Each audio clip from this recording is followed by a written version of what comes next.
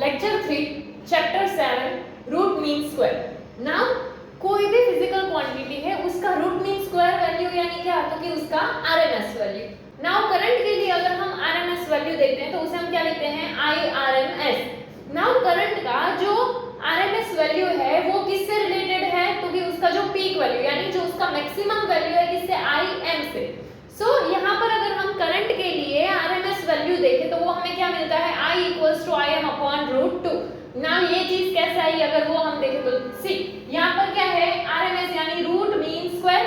जब तुम्हें ये वाला वैल्यू फाइंड करना है तो उल्टे से शुरू करो, यानी कि क्या स्क्वायर है पहले स्क्वायर करते हैं। तो देखो हमने I जो है वो तो देखा है कि I का फॉर्मूला क्या होता है, तो I equals to I m sine omega t. तो चलो यहाँ पर क्या है, स्क्वायर है तो हम क्या करते हैं, तो कि स्क्वायर करते हैं। तो यहाँ अगर स्क्वायर करेंगे तो ये स्क्वायर दोनों के लिए होगा, तो यहाँ पर क्या आ जाएगा, तो कि I am square sine square omega T ऐसा आ जाएगा। स्क्वायर के बाद क्या है, मीन। मीन यानी क्या होता है, एवरेज। तो इसका एवरेज करते हैं तो आई एम स्क्वायर।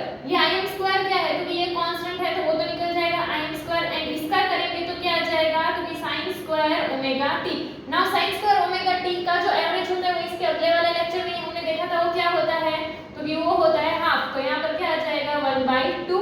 चलो ये आई एम स्क्वायर। मीन के बाद क्या है, तो कि रूट। अभी इसका अगर हम रूट करें तो ये स्क्वायर हट जाएगा, यानी कि यहाँ पर सिर्फ क्या बचेगा, तो कि I am.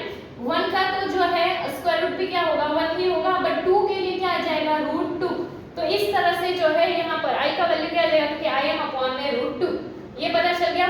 Root mean square find करना है, उल्टे से शुरू करो, यानी पहले स्क्वायर करो फिर मीन करो फिर रूट करो।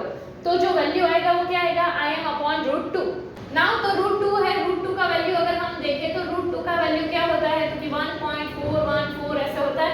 तो अगर हम 1 से इसका डिवाइड करेंगे तो वो क्या आंसर देगा, 0.707, एंड ये आई का आई। यहाँ पर जो है ये वही चीज दे रखी है, ठीक है, कि आई आरएमएस था।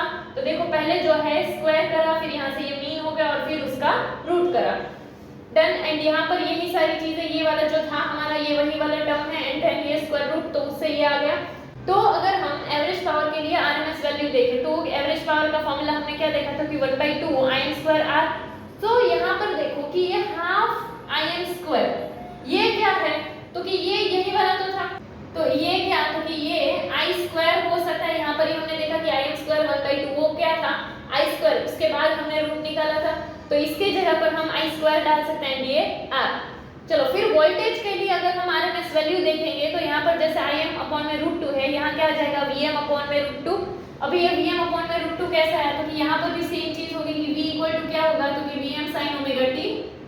उसके बाद क्या करेंगे, तो कि उसके बाद स्क्वायर कर दो, स्क्वायर दोनों में होगा, तो यहाँ क्या आ जाएगा, तो कि V m square sine square omega t. उसके बाद एवरेज निकालेंगे। यहाँ पर ऐसे जब एवरेज निकलेगा तो ये तो कांस्टेंट में निकल जाएगा, तो बचा क्या, तो कि सिर्फ बचेगा sign square omega T, and sign square omega T का क्या आ जाएगा 1/2, एंड ये वीएम स्क्वायर जो है वो, एंड फिर रूट करेंगे तो क्या आ जाएगा, तो कि वीएम स्क्वायर में से वीएम, एंड ये 2 के लिए क्या आ जाएगा, रूट 2। तो इसी तरह से ये किसका, तो कि वोल्टेज का आरएमएस वैल्यू आया। सिर्फ एक ही चीज याद रखनी है कि रूट मीन स्क्वायर वैल्यू निकालने के लिए पहले स्क्वायर करो, मीन करो, एंड देन रूट करो। तो यहाँ पर भी ये 1/√2 है, तो उसकी जगह पर क्या लिख सकते हैं, 0.707, एंड ये Vm का Vm। चलो इसके अलावा हमें एक चीज तो पता है, V equal to I R है। तो यहाँ पर भी अगर हम ये आरएमएस वैल्यू के हिसाब से पुट करेंगे तो V की जगह पर क्या आ जाएगा, तो कि Vm अपॉन में रूट 2, I की जगह पर क्या आ जाएगा, I अपॉन में रूट 2 R। चलो तो ये दोनों चला जाए, इसको ऐसे भी लिख सकते हैं कि Vm equal to I m R, ठीक है। तो ये जो है ये इक्वेशंस क्या शो कर रहे हैं, तो कि जो AC voltage and AC current के बीच का relation. Next, representation of AC current and AC voltage by rotating vectors, और you can say phasors. Okay, so इसमें अगर हम देखें तो पहले तो ये जो हमने बनाया है वो हमने सिर्फ रेजिस्टर के लिए बनाया है। AC करंट जो है वो जब रेजिस्टर से पास होता है तो वो वोल्टेज के साथ सेम फेज में होता है। सेम फेज में होने का मतलब क्या है कि उसमें कोई भी एंगल डिफरेंस नहीं होता है। बट यही चीज अगर हम इंडक्टर के लिए देखें, कैपेसिटर के लिए देखें, तो उसमें फेज डिफरेंस होता है, यानी कि क्या वोल्टेज एंड करंट दोनों जो है ना वो अलग अलग एंगल में मिले, ऐसा हो सकता है, यानी कि एंगल डिफरेंस प्रेजेंट होगा। बट रेजिस्टर के केस में एंगल डिफरेंस प्रेजेंट नहीं होता है। एंड ये इंडक्टर एंड कैपेसिटर के अलावा अगर हम देखें तो कोई भी अगर हमारे पास कॉम्बिनेशन वाला सर्किट है कि जिसमें इंडक्टर एंड कैपेसिटर हो फिर इंडक्टर, कैपेसिटर, रेजिस्टर, ये सारी चीजें हो, तो इसमें जो है हमें फेज डिफरेंस देखने को मिलता है। वोल्टेज एंड करंट, इन दोनों में जो हम फेज रिलेशनशिप शो करते हैं, तो उसके लिए सबसे ज्यादा आसान चीज कौन सी होती है कि हम फेजर्स का यूज करें। वोल्टेज एंड करंट का जो फेज रिलेशनशिप है वो हम फेजर्स के थ्रू इजीली एनालाइज कर सकते हैं। तो पहला क्वेश्चन क्या आएगा, फेजर्स क्या है? सो फेजर्स एक वेक्टर्स है, ठीक है, फेजर वेक्टर है, बट कैसे? क्योंकि जो रोटेट करते हैं, तो ओरिजिन से एंगुलर स्पीड ओमेगा से, जैसे यहाँ पर अगर हम देखें कि यहाँ पर ये ओरिजिन है एंड ये वेक्टर ओरिजिन से ऐसे रोटेट कर रहा है, तो उसका जो स्पीड है, एंगुलर स्पीड, वो क्या है? ओमेगा। ये जो था, तो इससे यहाँ पर हमने एक वर्टिकल कंपोनेंट जो है वो लिया है, तो ये वर्टिकल कंपोनेंट्स क्या है? वी एंड आई के, क्योंकि यहाँ पर आया है आई sin ओमेगा t1 एंड यहाँ पर आया है V sin omega t1। Okay, so यहाँ पर देखो कि ये सपोज हमारे पास एक फेजर है, यानी कि ये ओरिजिन से ये सर रोटेट कर रहा है। यहाँ पे अगर हम फेजर में देखें कि रोटेट कर रहा है, रोटेट कर रहे हैं क्या? क्योंकि ये जो है वो पहले सपोज ऐसा था, फिर कोई t1 टाइम पे ऐसे हो गया, फिर कोई ऐसा एंगल पे आ गया, फिर कोई ऐसा एंगल पे आ गया, फिर कोई ऐसा एंगल पे, इस तरह से वो रोटेट करता है। हमें वर्टिकल कंपोनेंट्स दी है v एंड i के लिए कि देखो यहाँ ये वाले फेजर को अगर हम लेते हैं जिसका यहाँ पर एंगल कितना बना है? ओमेगा t1, एंड उसके लिए ये हमने वर्टिकल कंपोनेंट लिया है, एंड वैसे ही यहाँ पर ये v वाला है एंड v वाले के लिए ये वर्टिकल कंपोनेंट लिया है। तो यहाँ पर देखो, यहाँ पर क्या आ गया? im sin ओमेगा t1, यहाँ पर क्या आ गया? vm sin omega t1। और ये क्या है? तो कि ये जो है हमें करंट एंड वोल्टेज का वैल्यू शो कर रहा है, या फिर हम ऐसा बोल सकते हैं कि ये जो है वो ये im एंड vm, ये दोनों क्या है? तो कि ये मैक्सिमम वैल्यू है, पीक वैल्यू शो कर रहा है। सो देखो यहाँ पे पहले तो दोनों का एंगल सेम क्यों है? तो कि हमने क्या देखा था कि रेजिस्टर जो होते हैं उसमें फेज एंगल कैसा होगा? वोल्टेज एंड करंट के बीच का जीरो होगा। जीरो क्यों? तो कि दोनों एक ही एंगल पे मूव कर रहे हैं।